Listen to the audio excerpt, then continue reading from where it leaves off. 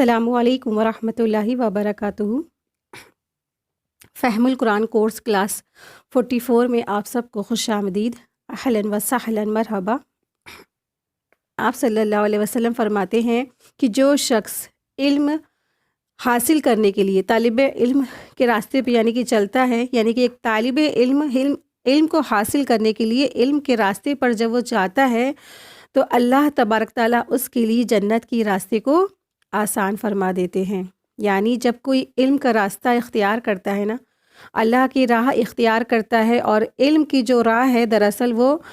جو ہمارا دین کی جو علم ہے نا اس کی بات بتائی جا رہی ہے۔ تو علم تو اس دنیا میں بہت سارے ہیں، ہر طریقے کے جو علم ہیں، تو لیکن جو یہاں پہ خاص علم کی بات ہے وہ دین کے علم ہے۔ جب کوئی شخص دین کا علم حاصل کرنے کے لیے نکلتا ہے، طالب علم جاتا ہے، آتا ہے، تو پھر اللہ تبارک تعالیٰ اس کے لیے جنت کی راہ آسان فرما دیتے ہیں۔ اور ایک حدیث میں یہ بھی آتا ہے کہ جو شخص علم حاصل کرنے کے لیے جب باہر جاتا ہے اور اس کے پیروں میں کچھ دھول وغیرہ لگ جاتی ہے تو اللہ تبارک تعالیٰ اس کے پیروں کو جہنم سے بہت کوسوں دور کر دیں گے۔ اس کے جو پیر ہیں نا جہنم میں جلا نہیں سکیں گے۔ اتنی زیادہ فضیلت ہے علم حاصل کرنے کے لیے اور علم حاصل کرنے والوں کے لیے۔ یعنی کہ جب راہ میں جاتا ہے انسان تو اس کے ڈسٹ پیر میں بھر جاتی ہے، تو پھر وہ جو اس کے پیر ہیں نا یہاں تک کہ اس کو جہنم میں جلا نہیں سکیں گے۔ اتنی زیادہ فضیلت ہے کہ اللہ کے راہ میں انسان جب جائے گا، پڑھے گا، لکھے گا، جد و جہد کرتا ہے تو اللہ تبارک تعالیٰ اس کو دنیا میں بھی فضیلت دیتے ہیں اور آخرت میں بھی بہت زیادہ اس کے لیے فضیلت ہے۔ اور علماء کے لیے تو بہت زیادہ فضیلت آئی ہے۔ تو جو بھی کوئی اللہ کی قرآن مجید کی ایک آیت بھی علم حاصل کرے اور اس کو سمجھے، اس پہ تدبر کرے، پھر وہ اوروں کو پہنچائے، تو پھر کیا ہے، اس کو بھی عالم ہی کہا جاتا ہے، وہ بھی عالم ہے۔ اور آپ دیکھیں کہ علماء جو اپنی ساری زندگی علم دین حاصل کرنے کے لیے اپنی لگا دیتے ہیں، اور پھر وہ ان کی جو ہے اپنی جو پرسنلی ان کے جو چیزیں ہوتی ہیں وہ اس کو پورا تک نہیں کر پاتے ہیں، تو پھر ایسے علماء کے لیے اللہ تبارک تعالیٰ نے آخرت میں ان کے بہت درجات بلند بھی کیے ہیں، الحمدللہ، ماشاء اللہ۔ اللہ تبارک تعالیٰ سے دعا ہے کہ اللہ تبارک تعالیٰ ہم سب کو بھی ان طالب علم میں شامل کرے اور آخرت میں ہم سب کے درجات کی بلندی فرمائے۔ دنیا میں بھی اللہ تبارک تعالیٰ ہم سب کی حفاظت فرمائے اور ہر بلا، ہر مصیبت اور آفات سے، اور آخرت میں اللہ تبارک تعالیٰ ہم سب کو بہترین جزائے خیر دے اور درجات کی بلندی عطا فرمائے، آمین یا رب العالمین۔ نحمدہ و نصلی علی رسولہ الکریم، اما بعد، فاعوذ باللہ من الشیطان الرجیم، بسم اللہ الرحمن الرحیم۔ رب اشرح لی صدری ویسر لی امری واحلل عقدۃ من لسانی یفقہوا قولی، ربی زدنی علما، ربی یسر ولا تعسر وتمم بالخیر وبک نستعین۔ اللہم انی اسألک علما نافعا ورزقا طیبا وعملا متقبلا، اللہم انفعنا بما علمتنا وعلمنا ما ينفعنا وزدنا علما۔ ربی اعوذ بک من ہمزات الشیاطین واعوذ بک ربی ان یحضرون، آمین یا رب العالمین۔ سورہ بقرہ آیت 265۔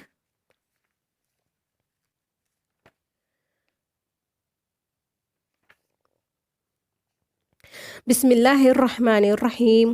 وَمَثَلُ الَّذِينَ يُنْفِقُونَ أَمْوَالَهُمُ ابْتِغَاءَ مَرْضَاتِ اللَّهِ وَتَثْبِيتًا مِّنْ أَنفُسِهِمْ كَمَثَلِ جَنَّةٍ بِرَبْوَةٍ أَصَابَهَا وَابِلٌ فَآتَتْ أُكُلَهَا ضِعْفَيْنِ فَإِن لَّمْ يُصِبْهَا وَابِلٌ فَطَلٌّ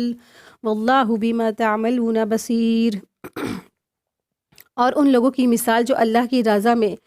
اور پوری دل جمائی سے اپنے مال خرچ کرتے ہیں، اس باغ کی سی ہے جو کسی اونچی جگہ پر وہ ہو اور اس پر زور کی بارش ہو، وہ اپنا پھل دوگنا لائے۔ پھر اگر اس پر زور کی بارش بھی نہ بھی ہو تو وہ شبنم ہی اس کو کافی ہے، اور جو تم کچھ کرتے ہو اللہ اسے خوب دیکھنے والا ہے۔ تو یہاں اس آیتوں میں آیت 264، آیت 265 اور آیت 266 میں ایسے جو اللہ کے بندے ہیں، جو اللہ کی راہ میں خرچ کرنے والے ہیں، ان کے بارے میں بتایا گیا ہے کہ آیت نمبر 264 میں پہلی قسم کے جو لوگ تھے تو ان لوگوں کی مثال ہے جو صرف لوگ کیا کرتے ہیں، دکھاوے کے لیے مال خرچ کرتے ہیں اللہ پر، اور ان کا ایمان بھی نہیں ہوتا ہے اور نہ ان کی نیت ثواب کی ہوتی ہے۔ ان کا دل سخت اور چکنے پتھر کی طرح ہوتا ہے جس پر مٹی جمع ہوتی ہے، اور دیکھنے والا یہ سمجھتا ہے کہ جب بارش ہوگی تو اس پر پودے لگیں گے، لیکن جب بارش ہوتی ہے تو مٹی دھل جاتی ہے، دھل کے بہہ جاتی ہے اور سخت پتھر باقی رہ جاتا ہے۔ یہ مثال اس شخص کی ہے، اس شخص کے دل کی ہے جو لوگوں کو دکھاوے کے لیے مال کو خرچ کرتا ہے اور جو ایمان سے بھی دور ہوتا ہے اور اس کا دل بھی سخت ہے۔ نہ اللہ کی یاد میں اس کا دل نرم ہوتا ہے اور نہ اس کے خوف سے اس کی خشوع و خضوع میں اس کے دل میں پیدا ہوتی ہے۔ لیکن یہاں پہ ایک دوسری قسم کے لوگوں کے بارے میں بتایا جا رہا ہے، جس کے بارے میں یہاں پہ اللہ تبارک تعالیٰ نے فرمایا ہے کہ جو دوسری قسم کے جو لوگ ہیں جو اللہ کی رضا کے لیے سچے دل سے اللہ کی راہ میں مال خرچ کرتے ہیں، تو ان کی مثال بلند اور اونچی جگہ پر پائے جانے والے اس باغ کی ہے جو ہوا اور سورج کی گرمی سے فائدہ اٹھاتے ہیں، اور وہ پانی بھی خوب پایا جاتا ہے، اس لیے پیداوار دگنی ہوتی ہے۔ اور اگر پانی اسے سیراب نہیں کر پاتا تو شبنم ہی، جیسے اوس ہوتی ہے نا، تو شبنم ہی اسے سیراب کے لیے کافی ہو جاتی ہے۔ اس لیے اس باغ کی مٹی اتنی اچھی ہے کہ وہی شبنم اس باغ کے درختوں کو بڑھنے اور لہلہانے کے لیے کافی ہو جاتا ہے۔ تو یہاں پہ اللہ تبارک تعالیٰ نے مومنوں کی مثال بتائی ہے کہ مومنوں کے جو مال ہیں، جو اللہ کی خوشنودی کے لیے مال خرچ کرتے ہیں، تو ان کے مال کی مثال ایسے باغ کی سی ہے کہ وہ جو پہاڑوں پر ہوتا ہے نا، آپ نے پہاڑ دیکھے ہوں گے، پہاڑوں کے اوپر بھی درخت اور باغیچے ہوتے ہیں، تو پہاڑوں پر جیسے مثال کے طور پر مسوری ہے، مسوری پر اب کوئی باغ یا باغیچہ لگا ہے اور اونچی جگہ پہ مسوری پہ لگا ہو، تو جب وہاں پہ نا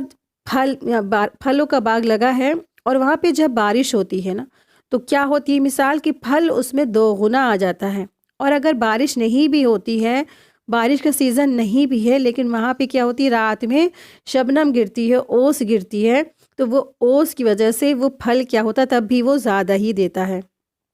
تو اسی طرح سے یہاں پہ مومنوں کی بات بتائی ہے اللہ تبارک تعالیٰ نے، کمثلی جنتی بربوا، ان کی مثال ایک باغ کی سی ہے جو اونچی جگہ پر واقع ہے۔ جنت کے معنی یہاں پہ ہیں، تو جنت کے معنی باغ کے ہیں، اور ربوا اس جگہ کو کہتے ہیں جو زمین سے اونچی جگہ پر ہو، جو چٹیل میدان سے اونچی جگہ پر جو باغ لگا ہوتا ہے اسے ربوا کہتے ہیں، جیسے کہ مثال کے طور پہ پہاڑ وغیرہ پہ۔ وابل شدید بارش کو کہتے ہیں، اور یصیبھا وابل فتل، اگر بارش نہ بھی برسے تو پھوہار ہی کافی ہے۔ طلہ کے معنی ہوتے ہیں پھوہار، یعنی ہلکی بارش کے ہیں، یعنی اونچی جگہ کا یہ باغ کبھی بھی قحط زدہ نہیں ہوتا ہے، کبھی بھی اس میں سوکھا یا ڈرائنس نہیں ہوتی ہے، کبھی خشک نہیں ہوتا ہے، کیونکہ اگر موسلا دھار بارش نہ بھی ہو تو اس کے لیے ہلکی سی بارش بھی کافی ہے، اور ہر عمل کرنے والے کو اس کے عمل کے مطابق ہی جزا ملتی ہے۔ واللہ بما تعملون بصیر، اور اللہ تعالیٰ تمہارے کاموں کو دیکھ رہا ہے، یعنی اس سے اپنے بندوں کا کوئی بھی عمل مخفی نہیں رہتا ہے۔ تو یہاں پہ ایک شخص جو اللہ کی راہ میں مال خرچ کرتا ہے، اس کی مثال بتائی ہے اللہ تبارک تعالیٰ نے کہ اس کی مثال ایسی ہے جیسے اونچی جگہ پر لگا ہوا باغ ہے۔ ربو سے ہے، مشتق ہے، جس کا معنی ہوتا ہے بڑھنا اور پھلنا اور پھولنا ہے۔ ربوہ سے مراد ایسی زمین ہے جس کی سطح عام زمین سے قدر بلندی ہو اور قدر نرم ہو۔ ایسی زمین عموماً سرسبز اور شاداب ہی ہوتی ہے، یعنی ربوہ جو یہاں پہ الفاظ آیا ہے اونچی بلند زمین کو کہتے ہیں۔ تو ایک مومن شخص جو اللہ کی راہ میں جب مال خرچ کرتا ہے تو اس کا مال اس طرح اللہ تبارک تعالیٰ قبول فرماتے ہیں کہ اس طرح سے اس کے مال قبول ہو جاتے ہیں کہ اس کو اللہ تبارک تعالیٰ کیا قبولیت کا درجہ ملتا ہے، جس طرح سے یہاں پہ ایک باغ کی مثال اللہ تبارک تعالیٰ یہاں پہ لائے ہیں۔ تو اللہ کی راہ میں مال خرچ کرنے والوں کی مثال اس طرح کی ہے کہ اللہ کی راہ میں جب مال خرچ کریں گے تو اللہ سبحانہ تعالیٰ کیا اس طرح سے قبول ہوتا ہے، یعنی جب اللہ تعالیٰ کیا اللہ کی راہ میں ایک مومن شخص بنا دکھاوے، بنا کسی ریاکاری کے لیے، بنا کسی لوگوں کے دکھلاوے کے لیے جب مال خرچ کرتا ہے نا، تو اس کی مثال اونچی جگہ پہ لگے ہوئے باغ کی طرح سے ہے۔ اللہ کی راہ میں جب ایک شخص نے مال دیا اور چھپا کے دیا، بنا کسی کے ریاکاری کے، بنا کسی کے دکھلاوے کے، بنا کسی کے اذیت کے، بنا کسی کے طعنے دیے ہوئے، اور وہ پھر جو ہے اللہ تبارک تعالیٰ کی اس طرح پھلتا پھولتا اور بڑھتا ہے جس طرح سے ایک اونچی جگہ پر باغ ہے۔ جو باغ جو ہے اس کو جب اس میں بارش ہوتی ہے تو زوردار پھل لاتا ہے، اور اگر زوردار پھل نہ بھی لائے تب بھی کیا ہوتا ہے، اس میں ہلکی سی پھوار بھی پہنچ جاتی تو بھی کافی ہوتی ہے۔ تو اس باغ کی جو ہے پرورش ہو جاتی ہے نا۔ یہاں پہ جیسے مثال کے طور پہ وہ والی حدیث آتی ہے نا، جس میں جو حدیث قدسی میں آتا ہے کہ اللہ کے رسول صلی اللہ علیہ وسلم نے فرمایا کہ جب بندہ مومن اللہ کی راہ میں ایک کھجور بھی حلال مال سے خرچ کرتا ہے تو اللہ تبارک تعالیٰ اس کو اپنے سیدھے ہاتھ میں لیتے ہیں، اس طرح سے اس کی پرورش کرتے ہیں کھجور کی، کہ جس طرح سے کوئی شخص اپنے گائے کے یا گھوڑے کے بچھڑے کی کرتا ہے، اور پھر وہ جو ہے اس طرح سے وہ جو کھجور کا جو ٹکڑا ہے اتنا بڑا ہو جاتا ہے جیسے کہ احد پہاڑ کے جتنا۔ تو اللہ تعالیٰ اس مال کی پرورش اس طرح سے کرتے ہیں جیسے کہ وہ کھجور بھی کیا ہوگا آخرت میں بندہ مومن کو اس طرح سے ملے گا جیسے کہ احد پہاڑ کے برابر وہ ہو جائے گا، اتنا بڑا اس کا اجر ہو جائے گا۔ تو جب اللہ کے راہ میں خرچ کرنے والے لوگ جو ہوتے ہیں صرف اور صرف خالص اللہ کے لیے خرچ کرتے ہیں، نہ ان کے دکھاوا ان کا مقصود ہوتا ہے، نہ ان کی واہواہی ان کا مقصود ہوتا ہے، نہ لوگوں کو احسان جتلانا ان کا مقصود ہوتا ہے، نہ وہ لوگوں کو اذیت دیتے ہیں، صرف اور صرف خالص اللہ کے لیے حلال مال سے اللہ کی راہ میں خرچ کرتے ہیں، بھلے ہی چھوٹا سا خرچ کرے، بڑی تھوڑا سا خرچ کرے، تو پھر کیا ہوتا ہے، تو وہ اللہ کے یہاں اس کا جو اجر ہوتا ہے کئی گنا ہو جاتا ہے۔ اس طرح سے اللہ تبارک تعالیٰ نے یہاں پہ مثال لائے ہیں کہ ایسے لوگوں کی مثال ہے یہاں پہ جو اللہ کے راہ میں مال خرچ کرتے ہیں۔ آیت نمبر 266، أَيَوَدُّ أَحَدُكُمْ أَن تَكُونَ لَهُ جَنَّةٌ مِّن نَخِيلٍ وَعَنَابٍ تَجْرِي مِن تَحْتِهَا الْأَنْهَارُ لَهُ فِيهَا مِن كُلِّ الثَّمَرَاتِ وَأَصَابَهُ الْكِبَرُ وَلَهُ ذُرِّيَّةٌ ضُعَفَاءُ فَأَصَابَهَا إِعْصَارٌ فِيهِ نَارٌ فَاحْتَرَقَتْ كَذَلِكَ يُبَيِّنُ اللَّهُ لَكُمُ الْآيَاتِ لَعَلَّكُمْ تَتَفَكَّرُونَ۔ کیا تم میں سے کوئی یہ پسند کرتا ہے کہ اس کے لیے کھجوروں اور انگوروں کا ایک باغ ہو، اس کے نیچے نہریں بھی بہتی ہوں، اس باغ میں اس کے لیے ہر قسم کے پھل ہوں، اور اسے بڑھاپا آ جائے جبکہ اس کی اولاد کمزور ہو، پھر اچانک اس باغ پر ایک ایسا بغلہ آ پڑے جس میں آگ ہو اور وہ اسے جلا کر راکھ کر دے۔ اس طرح اللہ تعالیٰ تمہارے لیے آیتیں کھول کر بیان کرتا ہے تاکہ تم غور و فکر کرو۔ یہاں پہ اس آیت میں اللہ تبارک تعالیٰ نے ایک تیسری قسم کے لوگوں کی مثال بیان فرمائی ہے۔ تو ان کی مثال ہے کہ تیسری قسم کے لوگ وہ ہیں جو خرچ تو کرتے ہیں اللہ کے لیے، لیکن اس کے بعد وہ احسان جتاتے ہیں اور لوگوں کو بتا کر جو صاحب ضرورت مند ہوتے ہیں نا اس کو تکلیف پہنچاتے ہیں، اس طرح اپنا عمل ضائع کر دیتے ہیں۔ ایسے لوگوں کی مثال اس آدمی کی طرح ہے جس کے پاس کھجوروں اور انگوروں کا باغ ہو، جس کے نیچے نہریں جاری ہوں، جس میں ہر قسم کے پھل ہوں، اور جو باغ والا ہے وہ بوڑھا بھی ہو چکا ہے اور اس کے پاس چھوٹے چھوٹے بچے ہوں۔ اچانک ایک سخت آندھی آئے اور اس میں آگ کے انگارے ہوں اور اس باغ کو جلا دے، اور باغ والے کو کچھ بھی ہاتھ نہ آئے۔ دنیا میں نیک اعمال کرنے والے انہی تین قسموں میں کی قسم ایک کے ہوتے ہیں۔ مسلمانوں کو چاہیے کہ وہ اپنی نیت کا محاسبہ کرتا رہے، کہ ہر ممکن کوشش کرے کہ اس کا جو ہر نیک عمل ہے نا صرف اللہ کی رضا کے لیے ہو، تاکہ اس کو آخرت میں کوئی ذلت و رسوائی نہ اٹھانی پڑے۔ تو حضرت عمر رضی اللہ عنہ سے روایت ہے کہ ایک مالدار شخص کی مثال ایسی ہے جو اللہ کی راہ میں فرما برداری سے عمل کرتا ہے، پھر اللہ شیطان کو اس پر غالب کر دیتا ہے اور وہ گناہوں میں مصروف ہو جاتا ہے اور اس کے نیک اعمال وغیرہ سب فنا ہو جاتے ہیں۔ تو جب دولت آتی ہے تو اس کے ساتھ کیا آتا ہے، ایک فتنہ بھی ہوتا ہے۔ تو دولت سے ایسی جو فتنے والی دولت ہے نا اس سے پناہ بھی مانگنی چاہیے۔ تو مالدار جو شخص ہوتا ہے وہ اللہ کی راہ میں مال نہیں خرچ کرتا، پھر ساتھ میں اس کے پیچھے کیا لگ جاتا ہے، شیطان بھی لگا رہتا ہے۔ اس کے بارے میں ہم لوگ آگے والی آیتوں میں ڈسکس کریں گے۔ تو یہاں پہ اس آیت کے بارے میں دیکھ لیتے ہیں کہ اس میں جو ہے اللہ تبارک تعالیٰ فرما رہے ہیں کہ جو شخص جو دکھاوے کے لیے مال خرچ کرتا ہے اور جو لوگوں سے واہ واہی چاہتا ہے اور پھر وہ لوگوں کو دینے کے بعد بھی کیا کرتا ہے، تکلیف پہنچاتا ہے، اذیت دیتا ہے، لوگوں کو تانے دیتا ہے، تو اس کے خرچ کیے ہوئے کی مثال بتائی ہے۔ آیود احدکم ان تکون لہ جنت من نخیل وعنب، بھلا تم میں سے کوئی یہ چاہتا ہے کہ اس کا کھجوروں کا رنگوروں کا ایک باغ ہو، وَأَصَابَهُ الْكِبَرُ وَلَهُ ذُرِّيَّةٌ ضُعَفَاءُ فَأَصَابَهُ إِعْصَارٌ، اور اسے بڑھاپا آ پکڑے جبکہ اس کے ننھے منھے بچے ہوں، اور اس باغ پر ایسا بغلہ آ پڑے، فِيهِ نَارٌ تَرَقَتْ، جس میں آگ ہو تو اسے جلا کر راکھ کر دے، یعنی کہ آگ کی ایک چنگاری آئی، آگ کا ایک جو ہے چنگاری بھی آ جاتی ہے نا، سوکھا جو کھنکھڑ باغ ہوتا ہے تو وہ چنگاری اس کے لیے کافی ہوتی ہے، اور پھر اس باغ کو وہ جلا کر راکھ کر دے، یعنی اس کے پھلوں کو جلا کر ختم کر دے، تباہ کر دے، برباد کر دے، تو پھر اس کا کیا حال ہوگا؟ یعنی روز قیامت کافر جب اللہ کے دربار میں پیش ہوگا نا،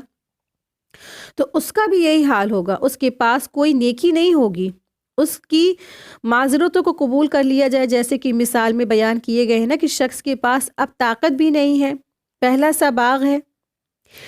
یعنی کہ اس بوڑھے شخص کے پاس اب اتنی طاقت نہیں ہے کہ وہ پہلے جیسا باغ بنا لے، اور وہ کوئی ایسی نیکی بھی نہیں کر پائے گا جس سے اس نے آگے بھیجا ہو، اب وہ اس کے کام جو آ سکے کہ باغ والے کے اس کی اولاد بھی کام نہیں آتی، کیونکہ اس کے بچے بھی کیا ہے، چھوٹے چھوٹے سے ہیں، یہ اس وقت اجر و ثواب سے محروم ہوگا جب اسے اجر و ثواب کی سب سے زیادہ ضرورت ہوگی۔ جیسے یہ شخص باغ سے اس وقت محروم ہو چکا جب اسے اس کی اپنے بڑھاپے میں اولاد کی کمزوری کی حالت میں شدید ضرورت تھی، یعنی جب ایک انسان بوڑھا ہوتا ہے تب اگر اس کے بچے کیا ہے بالکل چھوٹے ہیں تو وہ بچے بھی کوئی فائدہ نہیں دیں گے نا، اور جو ہے وہ باغ اس کا کیا ہے، جل چکا۔ تو مثال ہے اس شخص کی جو دکھاوے کے لیے مال خرچ کرتے ہیں، ساری زندگی اس نے جب دکھاوا کیا وہ یہ سوچ کے جائے گا کہ ہمیں چلو کچھ تو ملے گا اللہ کے یہاں، لیکن جب وہ اللہ کیا جائے گا، اللہ کے سامنے کھڑا ہوگا تو پھر کیا ہوگا، اس کے ہاتھ تو کچھ نہیں لگے گا، اس کے ہاتھ تو ہر نیکی سے، ہر جو عمل سے خالی ہوں گے۔ کیوں؟ کیونکہ وہ تو یہ سمجھ رہا تھا کہ ہم نے بہت کچھ کیا ہے، ہم نے تو بہت کام اچھے اچھے کیے، ہم نے صدقات دیے، ہم نے تو زکاتیں دی، اور ہم نے تو لوگوں کو مال پہنچایا، اور ہم نے تو سب کچھ کیا، اللہ کی راہ میں مال خرچ کیا، لیکن جب وہاں جائے گا تو پھر وہ کیا ہوگا، وہ سب سے زیادہ کنگال ہوگا۔ کیوں؟ کیونکہ اس کے پاس جو ہے نا سب کچھ ضائع ہو چکے گا۔ مثال اسی طرح ہے کہ جیسے ایک بہت اچھا بڑھیا باغ ہو اور جس کے نیچے نہر بھی جاری ہے، لیکن اچانک سے اس باغ میں کیا ہو جاتا ہے، اس میں آگ لگ جاتی ہے اور وہ باغ کیا ہو جاتا ہے، جل کر ختم ہو جاتا ہے۔ اب وہ بوڑھا جو شخص ہے اس باغ کو دوبارہ نہ سینچ سکتا ہے، نہ بچے اس کی مدد کر سکتے ہیں، بالکل جو ہے دوبارہ سے وہ امپاسبل ہے کہ وہ اس باغ کو اٹھا کے ویسے ہی اچھا بڑھیا پھر سے وہ آ کے کھڑا کر دینا تو پاسبل نہیں ہے۔ تو آخرت میں بھی ایسا جو معاملہ پیش آئے گا انسان کے پاس، جب وہ سوچے گا کہ ہم اب اپنے اعمال کا ہمیں جزا ملے گی اور ہمیں اعمال کا جزا ملے گی، پھل ملیں گے، لیکن آخرت میں کیا ہوگا، اس باغ کی طرح، جلے ہوئے باغ کی طرح ہوگا اس کے اعمال، اس کو کوئی بھی اس کو جزا نہیں ملنے والی، اس کو کوئی بھی اس کو اجر نہیں ملنے والا۔ اور مثال اس کی جیسے باغ جل گیا، اور ایک کافر، ایک ایسے جو دکھاوے والا جو شخص ہے، اس کی بھی مثال ایسی کہ وہ سمجھے گا کہ ہمیں بہت اعمالوں کا اجر ملے گا، لیکن اس کے اعمال کا اجر کیا ہے، ضائع ہو گیا۔ کیوں ضائع ہو گیا؟ کیونکہ اس نے دنیا میں ریاکاریاں کی تھی، اس نے دنیا میں لوگوں کو دکھاوے کے لیے مال خرچ کرتا تھا کہ ہمیں لوگ کہیں کہ واہ کتنے زیادہ خرچ کرنے والے ہیں، اور ہم جب مال خرچ کرتے تھے تو پھر کیا کرتے تھے، لوگوں کو تکلیفیں پہنچاتے تھے، اذیت دیتے تھے، ہے نا۔ ہمارے معاشرے میں بھی آج ایسے ہی ہوتا ہے کہ انسان سب سے زیادہ دیکھیں جو خرچ کرتے بھی نہیں ہے، پہلی مین چیز ہے زکوٰۃ۔ جب باری آتی ہے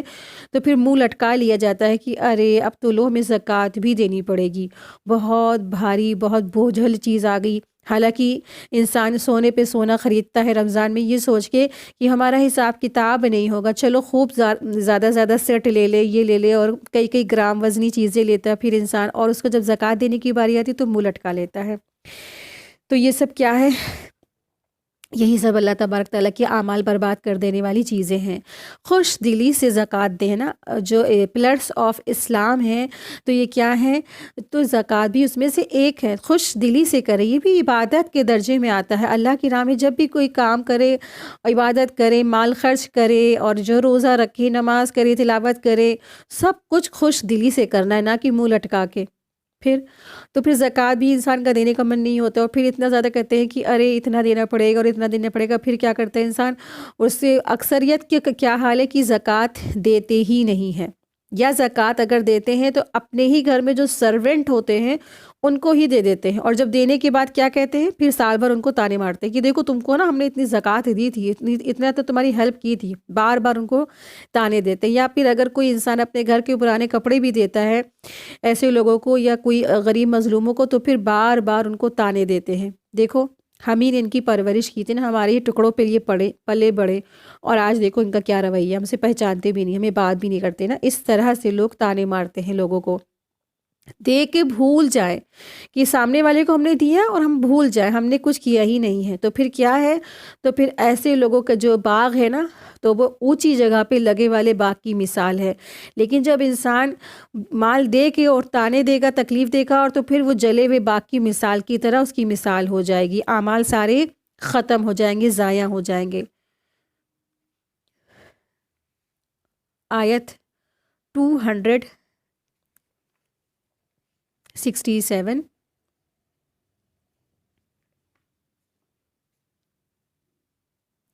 یا ایہا الذین آمنوا انفقوا من طیبات ما کسبتم ومما اخرجنا لکم من الارض ولا تیمموا الخبیث منہ تنفقون ولستم بآخذیہ الا ان تغمدوا فیہ وَاعْلَمُوا أَنَّ اللَّهَ غَنِيٌّ حَمِيدٌ۔ اے لوگوں جو ایمان لائے ہو، ان پاکیزہ چیزوں میں سے خرچ کرو جو تم کماتے ہو، اور ان میں سے بھی جو ہم نے تمہارے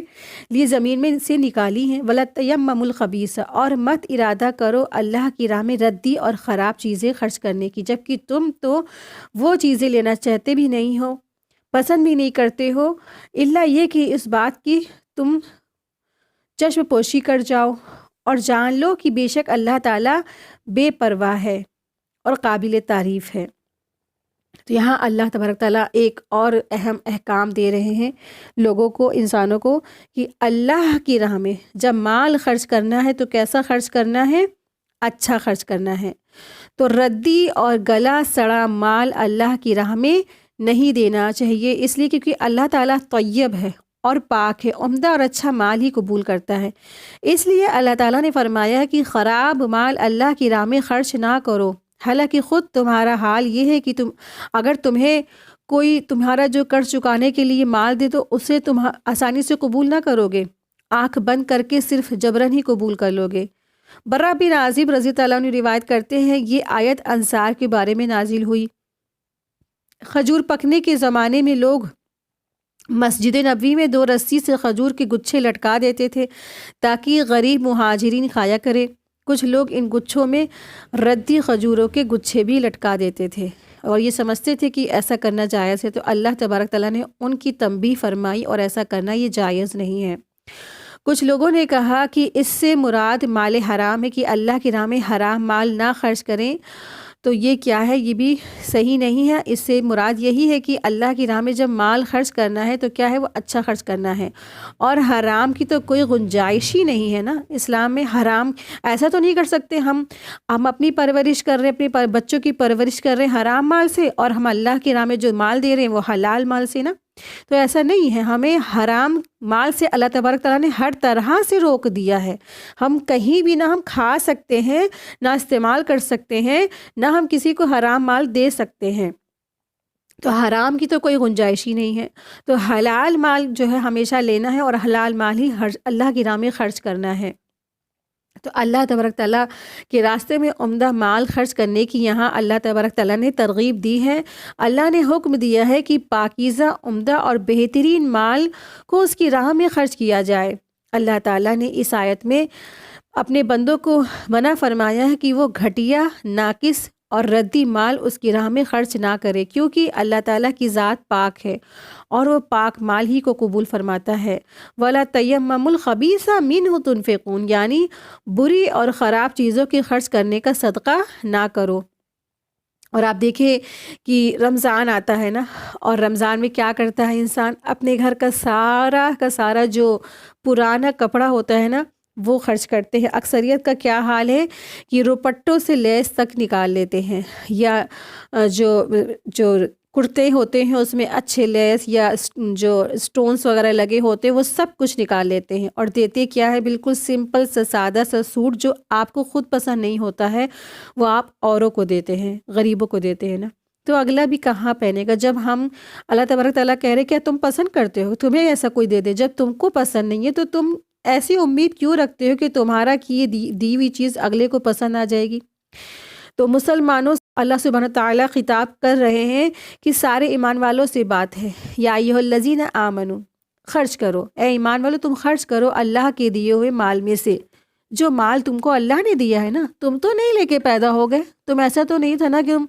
کہ تم ساتھ ہی ساتھ سب کچھ لے کے آئے، تم کو سب کچھ تو دیا ہوا کس کا ہے؟ مال اللہ ہی تعالیٰ کا ہے۔ تو تم اللہ کی راہ میں طیب مال خرچ کرو، اچھا مال خرچ کرو، عمدہ چیزیں خرچ کرو۔ تو جو انسان اللہ کی راہ میں اچھا مال خرچ کرتا ہے، عمدہ چیزیں خرچ کرتا ہے نا، تو پھر کیا ہے، اللہ تبارک تعالیٰ اس کو قبول فرماتے ہیں۔ لیکن اکثریت کیا ہے، انسان جیسے یہ مدینہ والوں نے کیا تھا نا، انصار کے لوگوں نے کیا کیا کہ ان کے یہاں جو بیکار سی سڑی سی بالکل سخت کھجور جو ہوتی تھی، سوکھتے سوکھتے وہ بالکل سوکھ جاتی تھی، چھوارا بن جاتی تھی، وہ لا کے انہوں نے غریب مہاجرین کے لیے وہاں لٹکا دیا تھا۔ تو یہ منع کیا ہے اللہ تبارک تعالیٰ نے، جو تم پھینکنے والی چیز ہے، جو تمہارے لیے نکمی ہے اور ردی ہے، سڑی ہے، وہ تم یہاں پہ لا کے لٹکا رہے ہو، مسجد نبوی میں لٹکا رہے ہو، غریب مہاجرین کے لیے لٹکا رہے ہو، تو یہ بالکل کام کیا ہے، بالکل ناپسندیدہ ہے، یہ بالکل بیکار کام ہے، ایسا کام تم مت کرو۔ اللہ تعالیٰ کی راہ میں تمہیں دینا ہے نا، تو اچھے صدقات عطا کرو۔ صدقات کیا ہے، اچھے دیو، اللہ تعالیٰ کی راہ میں اچھا مال خرچ کرو جو تم پسند کرتے ہو نا۔ آپ پہنتے ہیں کتنا مہنگا سوٹ، 10,000 20,000 25,000 آپ پسند کرتے ہیں، اور جب آپ کو دینے کی باری آتی ہے تو پھر آپ کیسے دیتے ہیں؟ بالکل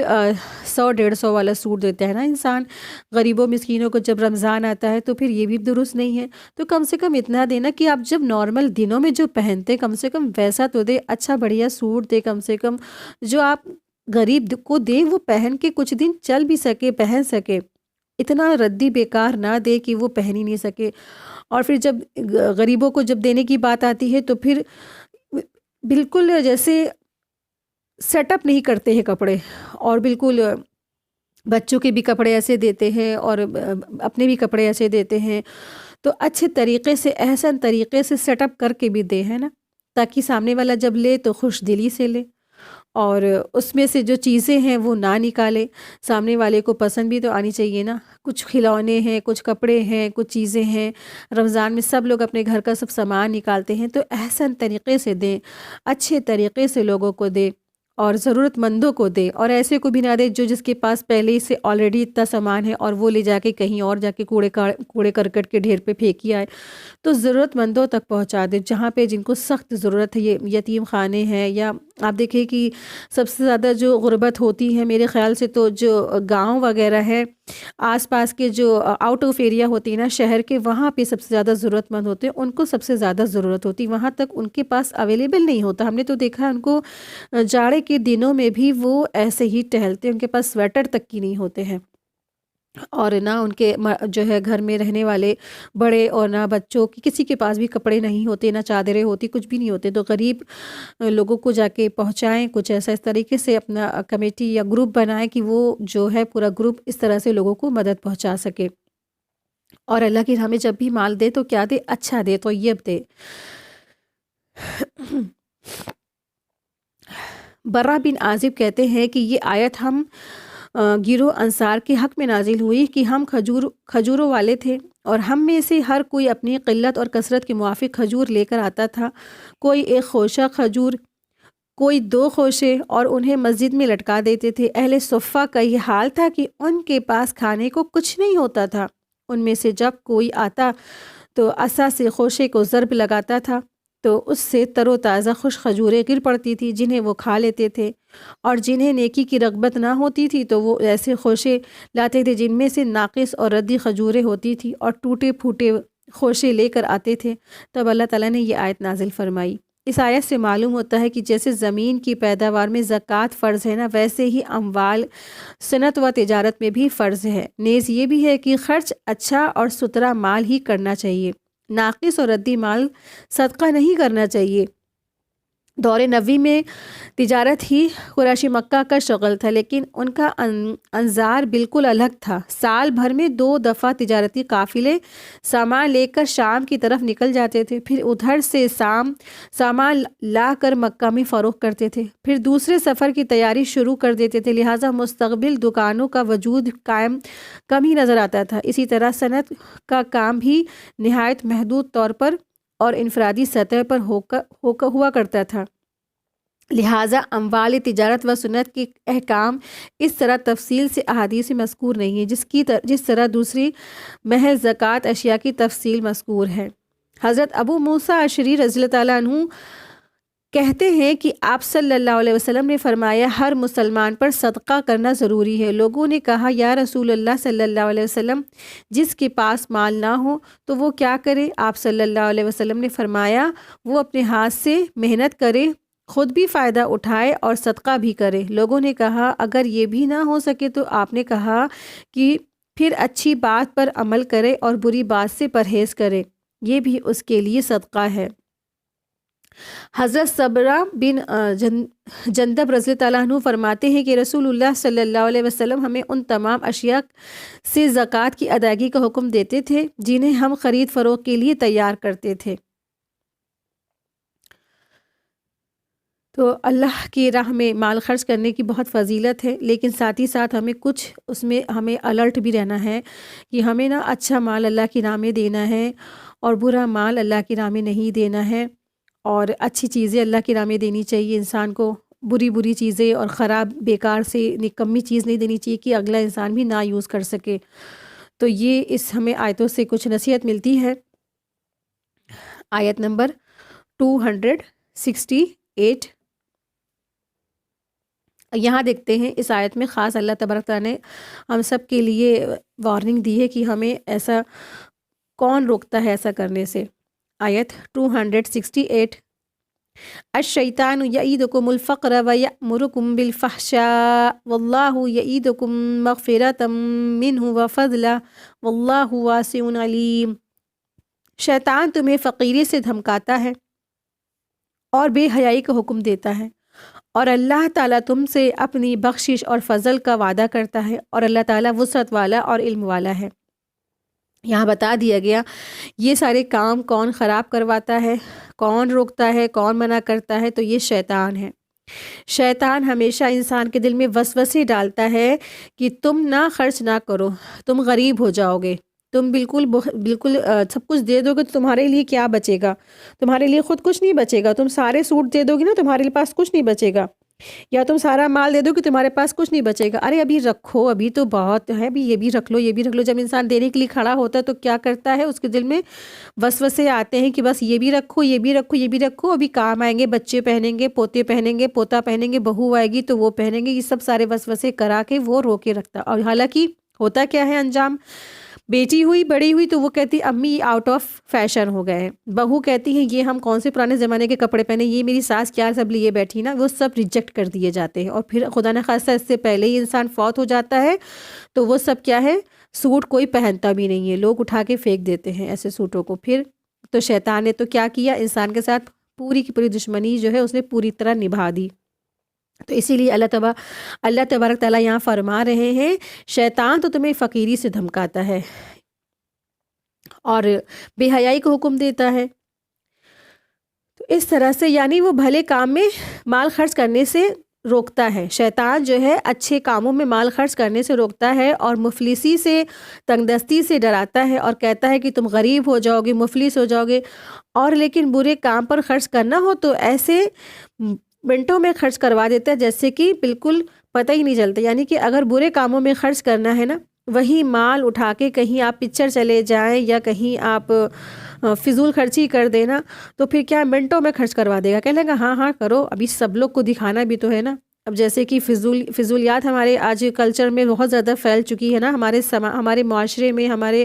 جو سماج ہے اس میں آج لوگوں کو دکھاوے کی چیزیں بہت زیادہ پھیل گئی ہیں کہ ایک ایک ڈریس پہ انسان ایک سے ایک پہننے کے چکر میں، ایک سے ایک کمپٹیشن کے چکر میں 25,000 کے 1,00,000 کے لوگ ڈریس پہنتے ہیں، کہتے ہیں کہ ہمیں ان کو دکھانا ہے، ہمیں پارٹی کی رونق بننا ہے، ہمیں دیکھ کے لوگ یہ کریں وہ کریں، واہ واہ کہیں، اور واہ کتنی خوبصورت لڑکی، واہ کتنی خوبصورت بہو ہے نا۔ اس طرح سے تو کوئی سونے کا پورا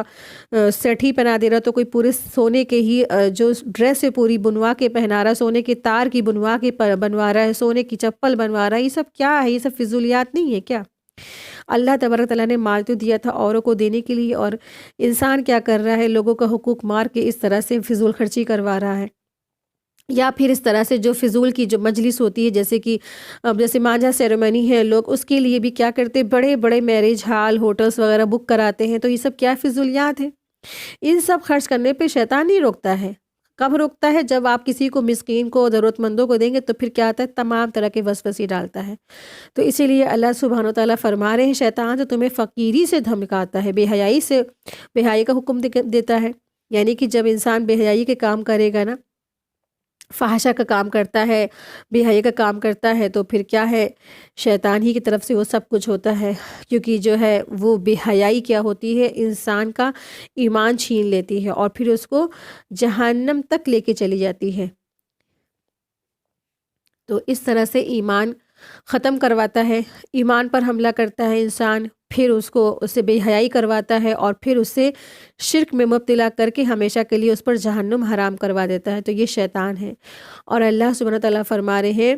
اور اللہ تعالیٰ تم سے تو اپنی بخشش اور فضل کا وعدہ کرتا ہے، یعنی کہ اگر تم دو گے، تم اللہ کی راہ میں خرچ کرو گے اور تقوی اختیار کرو گے، تو پھر کیا ہوگا؟ اللہ تعالیٰ کی بخشش ملے گی، اللہ کا فضل ملے گا، اور اللہ تبارک تعالیٰ تو بہت ہی وسعت والا ہے، بہت ہی زیادہ جو ہے دینے والا ہے۔ جیسے پیچھے ہم لوگ نے آیت پڑھی کہ اللہ کی راہ میں جب تم اگر ایک دانہ بھی خرچ کرو گے تو اللہ تعالیٰ تمہیں اس کا اجر 700 گنا تک دیں گے۔ تو اتنا زیادہ اللہ سبحانہ تعالیٰ فضل والے ہیں نا، بخشش والے ہیں۔ تو اللہ تبارک تعالیٰ بہت زیادہ ہی دینے والے ہیں، اور اللہ تعالیٰ بہت علم والے ہیں۔ آیت 269، یؤتی الحکمت من یشاء ومن یؤت الحکمت فقد اوتی خیرا کثیرا ومن یذکر الا اولو الالباب۔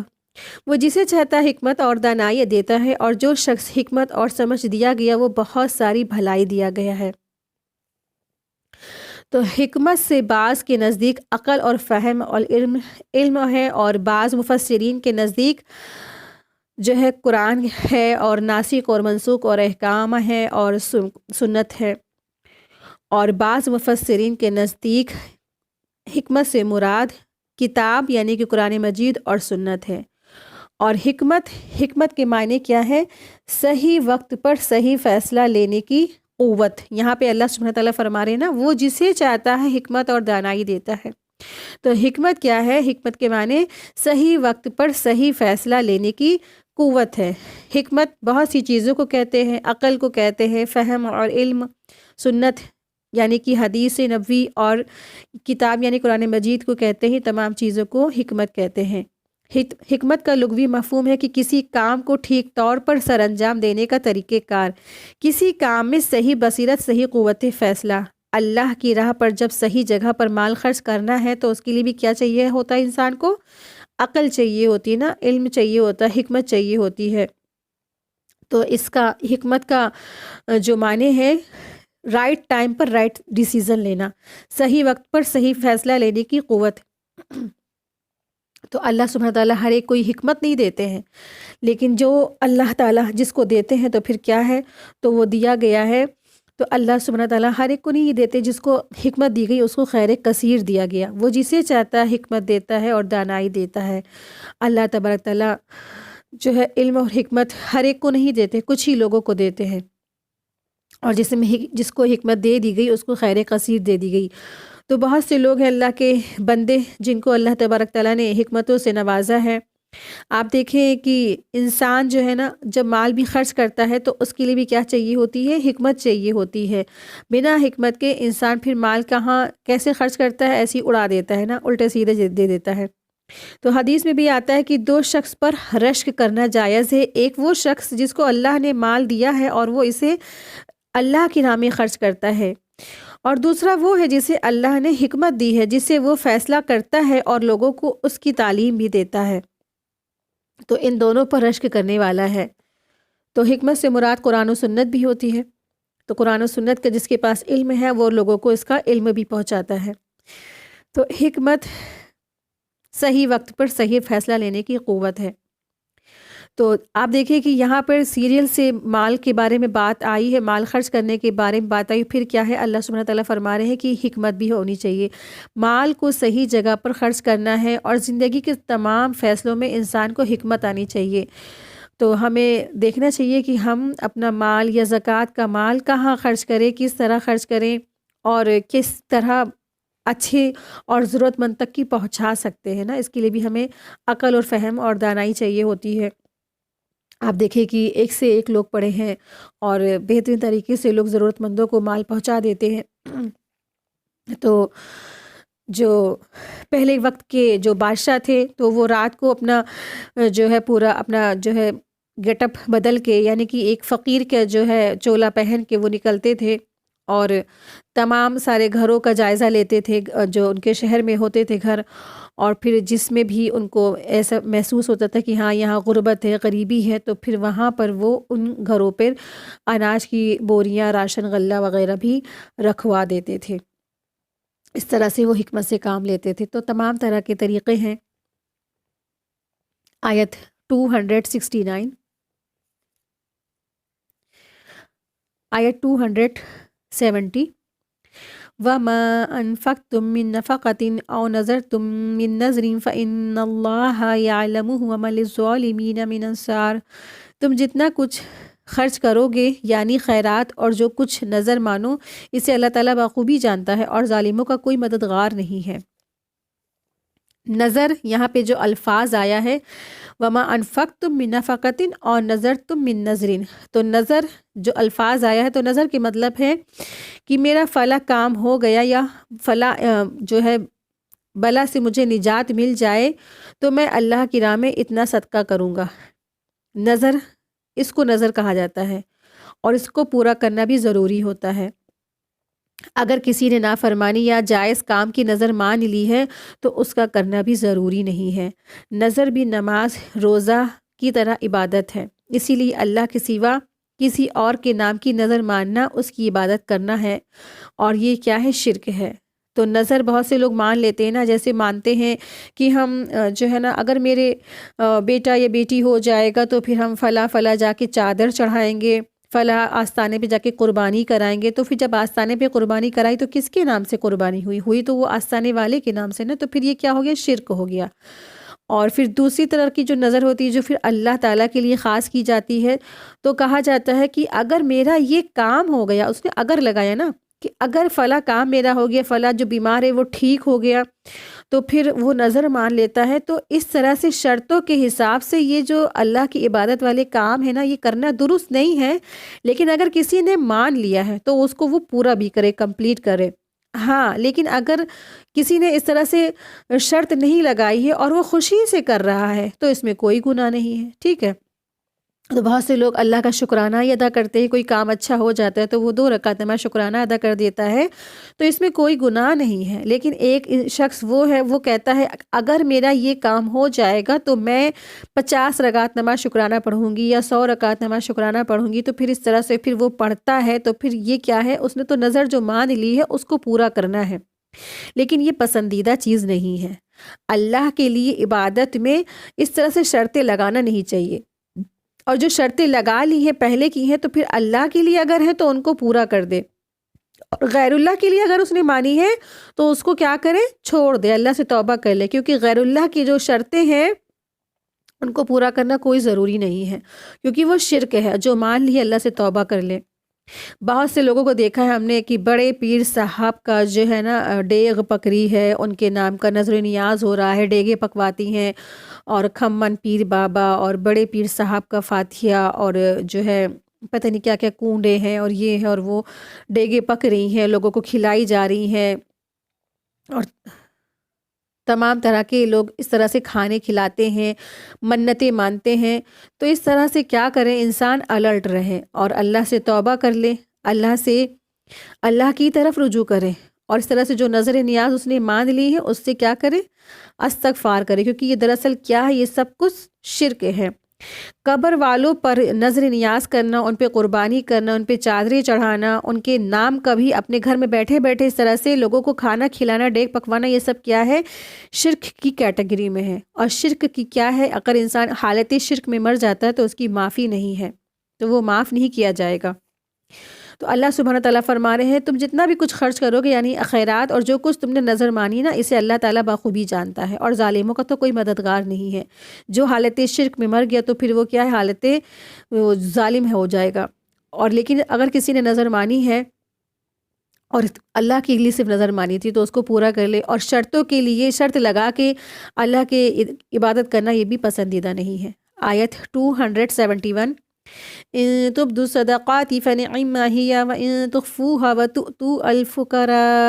وتؤتوها الفقراء فهو خير لكم ويكفر عنكم من سيئاتكم والله بما تعملون خبير۔ اگر تم صدقے خیرات کو ظاہر کرو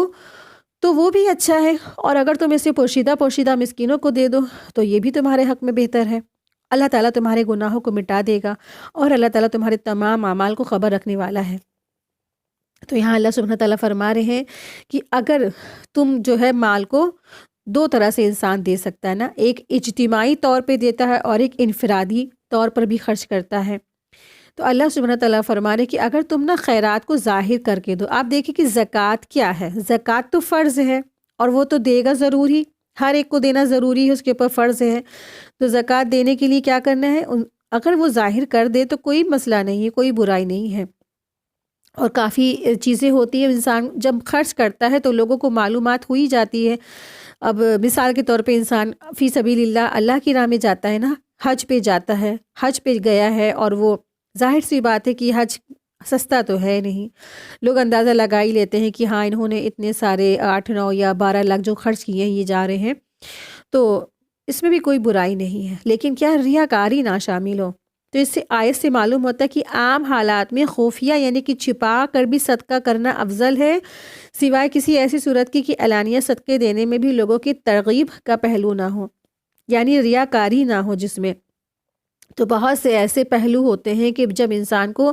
جو ہے اوپنلی یعنی کہ سب کو ظاہر کر کے دینا پڑتا ہے۔ اب کوئی کام ہو رہا ہے، اجتماعی کام ہو رہا ہے، اب وہ کہہ رہے ہیں کہ آپ ہمیں کچھ مدد دے دیجئے تو جس سے ہماری مدد ہو جائے، تو انسان دے گا ہی، تو کتنے لوگوں کو معلوم ہوگا نا۔ تو اجتماعی طور پر بھی اگر اللہ کی راہ میں دے سکتے ہیں تو دے دے، کوئی برائی نہیں ہے، بس اس کی نیت میں کیا ہو، اخلاص ہو۔ اور پھر خاص کر کے چھپ چھپا کے صدقہ دے، نفلی صدقات، تو وہ کسی کو پتہ نہ چلے، تو یہ کیا ہے، وہ بہتر ہے۔ اگر تم چھپا کے دو گے مسکینوں کو تو یہ تمہارے حق میں بہتر ہے، تو جس میں ریاکاری نہ شامل ہو۔ نبی کریم صلی اللہ علیہ وسلم نے فرمایا، جن لوگوں کو قیامت کے دن عرش الہی کا سایہ نصیب ہوگا ان میں سے ایک وہ شخص ہوگا جس نے اتنے خفیہ طریقے سے صدقہ کیا کہ اس کے بائیں ہاتھ کو بھی یہ پتہ نہیں چلا کہ اس کے دائیں ہاتھ نے کیا کیا تھا، کہ اس کے دائیں ہاتھ نے کیا خرچ کیا۔ صدقے میں اخفاء کی فضیلت کو بعض علماء نے صرف نفلی صدقات تک محدود رکھا ہے، یعنی کہ صدقہ جب انسان خرچ کر رہا ہے تو نفلی صدقات کو ہی چھپا کر دے دے، تو یہ ضروری ہے، کیونکہ زکوٰۃ تو اکثریت کیا ہو جاتی ہے، ظاہر ہو جاتی ہے، لوگوں کو پتہ چل جاتا ہے۔ پھر اسی طرح سے حج کے موسم میں حج پہ انسان جا رہا ہے، پھر اسی طرح سے انسان قربانی کر رہا ہے نا، تو بھی کیا ہوتا ہے، اللہ کی راہ میں مال خرچ کرنا صدقات ہوتے ہیں نا، تو پھر پتہ ہی چل جاتا ہے۔ لیکن اس میں بھی لوگ کیا کرتے ہیں، ریاکاری کرتے ہیں کہ نہیں ہم تو اتنا مہنگا بکرا لائیں گے کہ سب کو پتہ چل جائے کہ سب کو پتہ چل جائے کہ ہم کتنا بڑا اور ہیوی اور جاندار بکرا لائے نا۔ اس میں بھی اکثریت کیا کرتی، دکھاوا کرتی، ہاں لیکن ایک انسان خشوع اور خضوع اخلاق سے اپنی استطاعت کے حساب سے بکرا لے آیا تو پھر کیا ہے، اس کو اللہ تعالیٰ قبولیت کا اس کو درجہ مل جائے گا۔ تو بہت سے مواقع ہوتے ہیں، بہت سے پہلو ہوتے ہیں انسان کی زندگی کے، تو اس میں جب بھی اللہ کی راہ میں جب بھی مال خرچ کریں تو پھر کیا کریں، صرف اور صرف اللہ کے لیے کریں، اس میں ریاکاری نہ ہو، چاہے وہ اجتماعی طور پر خرچ کر رہے ہیں یا انفرادی طور پر۔ جب اجتماعی طور پر کھلے طور پر جب انسان خرچ کرتا ہے نا، کھلے طور پر خرچ کرنے والی مثال جیسے حج ہے، زکوٰۃ ہے، یا جو بقرعید میں قربانی ہوتی ہے، تو اس طرح سے بہت سارے مواقع ہوتے ہیں کہ انسان خرچ کرتا ہے، یا غریبوں مسکینوں کو روزہ افطار کرانا ہے، روزہ افطار کرانے کی بہت فضیلت ہے، تو یہ بھی سب کیا ہے، کھلے طور پر ظاہری طور پر انسان خرچ کرتا ہے۔ اس میں بس شرط کیا ہے، خالص اللہ کی خاطر ہو، اور اس میں کیا ہے، ریاکاری نہ ہو، صرف خالص اللہ کی رضا کی خاطر خرچ کیا جائے۔ اور پوشیدہ طور پر تو پھر پوشیدہ ہے، یہ اس میں بھی کیا ہے، انسان جو ہے اس کو چھپا کے خرچ کرے کہ دائیں ہاتھ کو بھی خبر نہ ہو۔ آیت 272، لیس علیک ھداھم ولکن اللہ یہدی من یشاء وما تنفقوا من خیر فلانفسکم وما تنفقون الا ابتغاء وجہ اللہ وما تنفقوا من خیر یوفی الیکم وانتم لا تظلمون۔ انہیں ہدایت پر لا کھڑا کرنا تیرے ذمہ نہیں ہے، بلکہ ہدایت اللہ تعالیٰ دیتا ہے جسے چاہتا ہے۔ جو تم بھلی چیز اللہ کی راہ میں دو گے اس کا فائدہ خود پاؤ گے۔ تمہیں تو صرف اللہ تعالیٰ کی رضامندی کی طلب کے لیے ہی خرچ کرنا ہے، خرچ کرنا چاہیے۔ تم جو کچھ مال خرچ کرو گے اس کا پورا پورا بدلہ تمہیں دیا جائے گا اور تمہارا حق نہ مارا جائے گا۔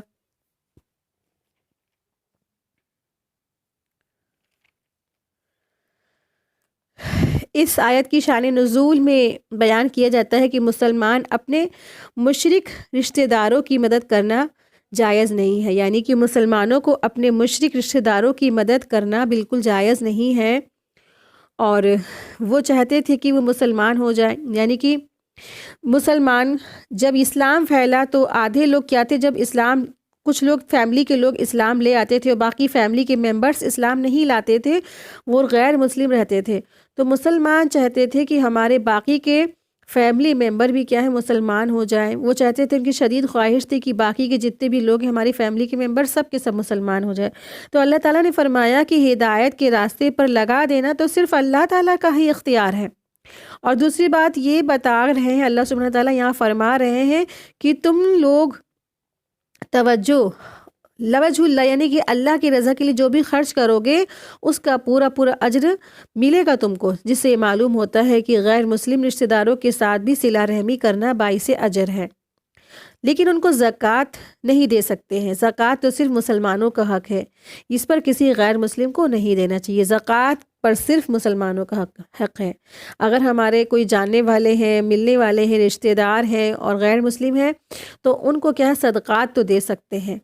صدقات یعنی کہ نفلی پیسے جو ہوتے ہیں، نفلی، اس میں فرائض نہیں ہوتے ہیں، تو وہ تو اللہ کی راہ میں ان کو دے سکتے ہیں، لیکن زکوٰۃ پر مسلمانوں کا حق ہے۔ تو ہدایت تو اللہ کے اختیارات میں ہے، اللہ کے ہاتھ میں ہے، وہ جس کو چاہتا ہے وہ اس کو پہنچا دیتا ہے، اور انسانوں کے ہاتھ میں ہدایت نہیں ہے کہ وہ کسی کو ہدایت پہنچا دینا۔ آپ دیکھیں کہ کتنے جو ہے ہمارے سامنے مثالیں موجود ہیں۔ ابراہیم علیہ السلام نا، ان کے والد تھے، وہ کتنی شدید خواہش تھی نا، ایک بچے کی کیا خواہش ہوتی ہے کہ میرے جو والد ہے، ماں باپ ہے، یہ بھی میرے ساتھ جنت میں جائیں، اور وہ سب کچھ حق جان گئے تھے، ان کو سب کچھ معلوم ہو گیا تھا ابراہیم علیہ السلام کو، اور پھر اپنے والد کے لیے انہوں نے کتنی کوششیں کی نا، لیکن تب بھی وہ اپنے والد کو ہدایت نہیں دے پائے۔ اسی طرح سے نوح علیہ السلام کے بیٹے،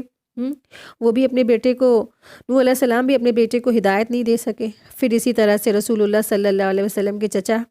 وہ بھی اپنے چچا کو ہدایت نہیں دے سکے، حالانکہ انہوں نے ساری کی ساری زندگی آپ صلی اللہ علیہ وسلم کی ہیلپ کی، مدد کی، سپورٹ کیا، لیکن ایمان نہیں لائے تو پھر ہدایت نہیں ملی، اور ہدایت نہیں ملی تو پھر کیا ہے، جنت میں نو انٹری، سوال ہی نہیں اٹھتا۔ یہاں اللہ سبحانہ تعالیٰ فرما رہے ہیں، الذین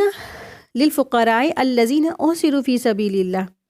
صدقات کے مستحق تو صرف وہ غربا ہیں جو اللہ کی راہ میں روک دیے گئے ہیں، لا یستطیعون ضربا فی الارض یحسبهم الجاہل اغنیاء من التعفف تعرفهم بسیماہم لا یسألون الناس الحافا وما تنفقوا من خیر فإن اللہ بہ علیم۔ آیت 273 ہے۔ آیت 273 للفقراء الذین احصروا فی سبیل اللہ لا یستطیعون ضربا فی الارض یحسبهم الجاہل اغنیاء من التعفف تعرفهم بسیماہم لا یسألون الناس الحافا وما تنفقوا من خیر فإن اللہ بہ علیم۔ صدقات کے مستحق صرف وہ غربا ہیں جو اللہ کی راہ میں روک دیے گئے ہیں، جو ملک میں چل پھر نہیں سکتے ہیں۔ نادان لوگ ان کی بے سوالی کی وجہ سے انہیں مالدار خیال کرتے ہیں۔ آپ ان کے چہرے دیکھ کر قیافہ سے انہیں پہچان لیں گے۔ وہ لوگوں سے چمٹ کر سوال نہیں کرتے ہیں۔ تم جو کچھ مال خرچ کرو گے تو اللہ تعالیٰ اس کو جاننے والا ہے۔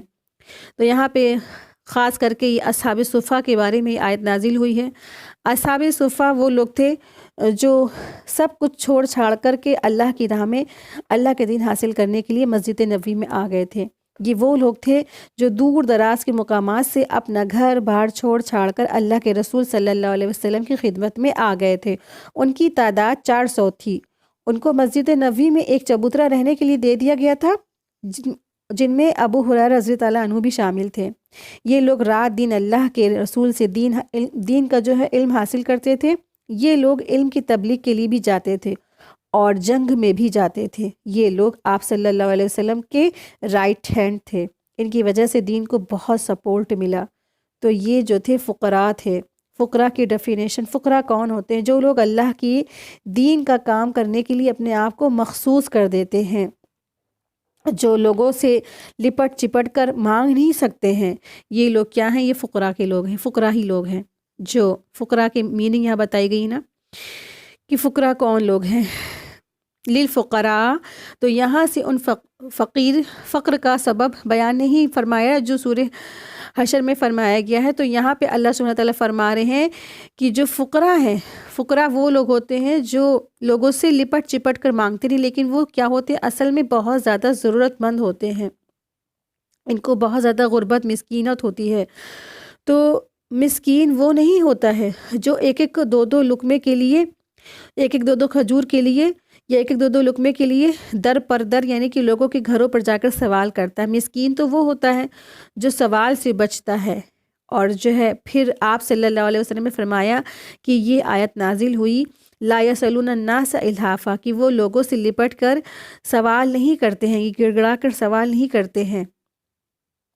وہ غربا ہیں، وہ مسکین ہیں، لیکن وہ ایسے نہیں ہیں کہ وہ لوگوں سے سوال کرتے پھرے۔ الذین احصروا فی سبیل اللہ، یعنی کہ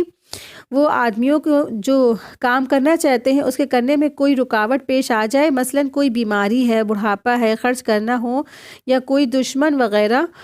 مقصد یہ ہے کہ لوگ اللہ کی راہ میں روکے گئے ہوں، یعنی جہاد اور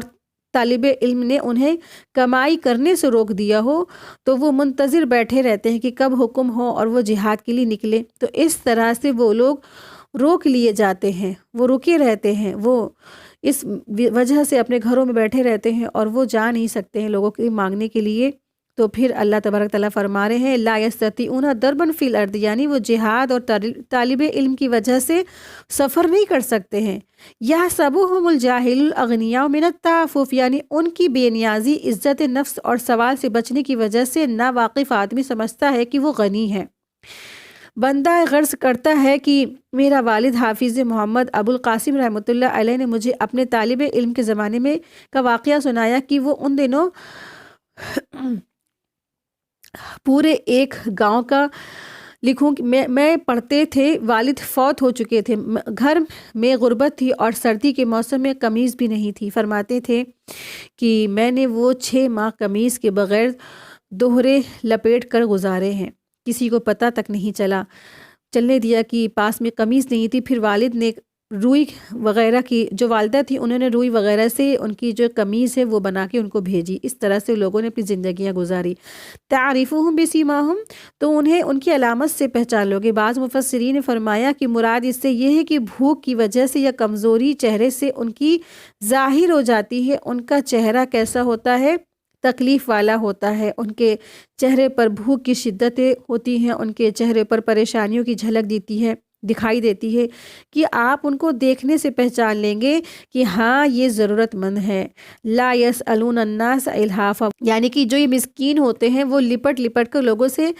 کہ جیسے آپ نے دیکھا ہوگا کہ نا دروازے پہ جا کر کہ وہ لوگوں سے مانگنے والے ہوتے ہیں، اس طرح سے فقیر ہوتے ہیں نا، پروفیشنلی ہوتے ہیں، لیکن جو مساکین ہوتے ہیں وہ اس طرح سے لوگوں سے مانگتے نہیں ہیں،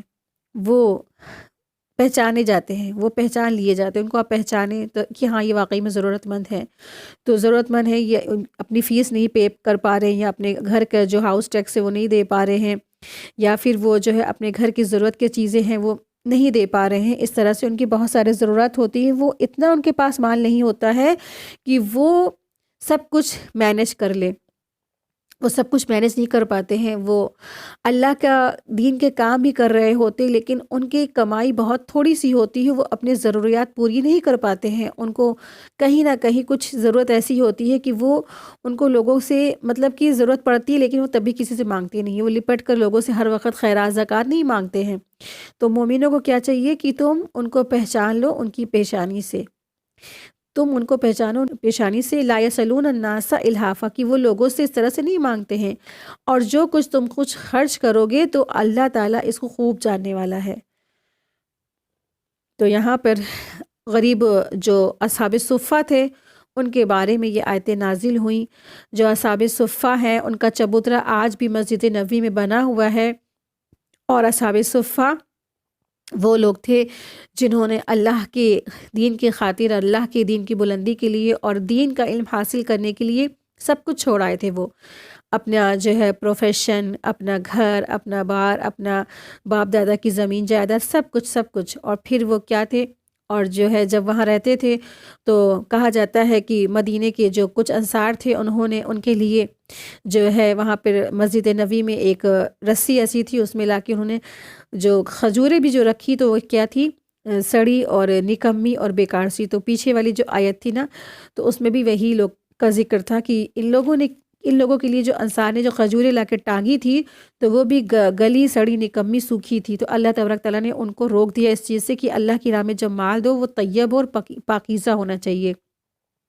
اور اللہ تبارک تعالیٰ یہاں فرما رہے ہیں کہ جو مسکین ہوتے ہیں، جو فقراء ہوتے ہیں، تو وہ تم سے لپٹ چپٹ کے نہیں مانگتے ہیں، تم ان کو پہچان لو کہ وہ کس طرح سے وہ ضرورت مند ہے، تو ان کی ضروریات کو پورا کرو۔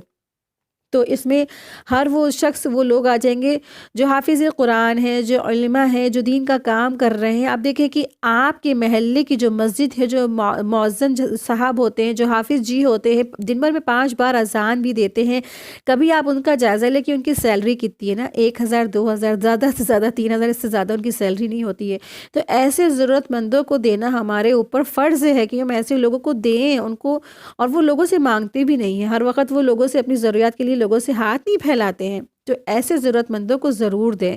اور جو حافظ قرآن ہے، کوئی حافظ جی ہیں آپ کے گھر میں، بچوں کو جو پڑھانے آتے ہیں آپ ان کو دیں، ان کی ضروریات کا خیال رکھیں، ٹھیک ہے۔ تو ہر وہ طالب علم جو دین کا علم حاصل کر رہے ہیں اور دین کا کام کر رہے ہیں اور لوگوں کو دین پہنچا رہے ہیں، اللہ کے کلام کو پہنچا رہے ہیں، لیکن ان کے یہاں ذرائع نہیں ہوتے ہیں، ذریعے کچھ نہیں ہوتے ہیں، ان کے پاس کوئی بھی ایسا بڑھیا، کوئی بہت اچھا، بہت ہی کم لوگ ایسے ہوتے ہیں جو دین کا علم حاصل کرنے کے باوجود بہت اونچے اونچے عہدوں پر ہوتے ہیں، ورنہ اکثریت کیا ہے، بہت زیادہ وہ پریشان رہتے ہیں۔ لیکن ماشاءاللہ تبارک اللہ، تب بھی لوگ اللہ کے بندے اپنے بچوں کو اسی حافظ قرآن کے پہ ہی لگاتے ہیں، تو سبحان اللہ۔ تو ایسے ہی لوگوں کو کہا جا رہا ہے کہ تم ایسے لوگوں پر خرچ کرو۔ آیت 274، الذین ينفقون اموالهم باللیل والنہار سرا وعلانیۃ فلہم اجرهم عند ربهم فلا خوف علیہم ولا هم يحزنون۔ جو لوگ اپنے مال کو رات اور دن چھپے اور کھلے خرچ کرتے ہیں، ان کے لیے ان کے رب تعالیٰ کے پاس اجر ہے، اور نہ انہیں کوئی خوف ہوگا اور نہ کوئی غم ہوگا۔